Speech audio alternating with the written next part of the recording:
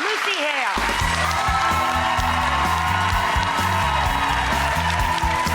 Oh, what a cute sweater. I love that. I'm good. How are you? So before we get to the life sentence, you just got back from Italy and all you had was pizza. I mean, that's kind of why I wanted to go anyway. No, we were there for like 20 hours, and my main goal was get that pizza and get out, and I did. No, Great. You went there for like a Pretty Little Liars related huge fan event. It's called Goodbye Con. So they had these shows that were going off the air, and it was us saying goodbye to the fans, I guess. But it's actually a good segue into life sentence. It really is. It worked out. But there's snow on the ground there, too. So I'm just like, it's followed me here. Well, my offer is next time you go back and you get more than one day, I've been there 30 times. I hear it's one of your favorite places. Yes. I'll hook you up. Okay, good. You're my girl. All right, perfect. So life sentence has a very unique setup, a dark setup, but it comes to us from the people who gave us Scrubs. So it's also a comedy. Yes. But can you set up the setup? Yeah. Yes. So the show follows my character Stella, who was living her life like she was dying, because she actually, in fact, was. She was diagnosed with terminally ill cancer.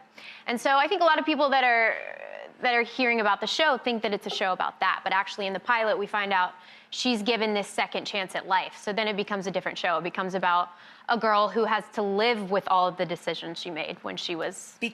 She thought she because was she dying. thought she wasn't going to have to pay for the consequences. But yeah, it becomes about a girl who's figuring out who she is, and all of her family's secrets that they had been protecting from her come out.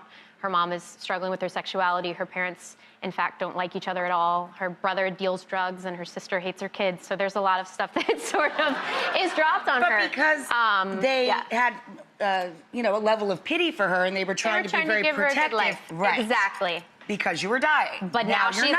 alive, and Stella quickly finds out the world is very dysfunctional. Very different than the world she thought. Yeah. So, I've been asked this question a million times. We're talking about life sentences. If you had a life sentence, what your last meal would be?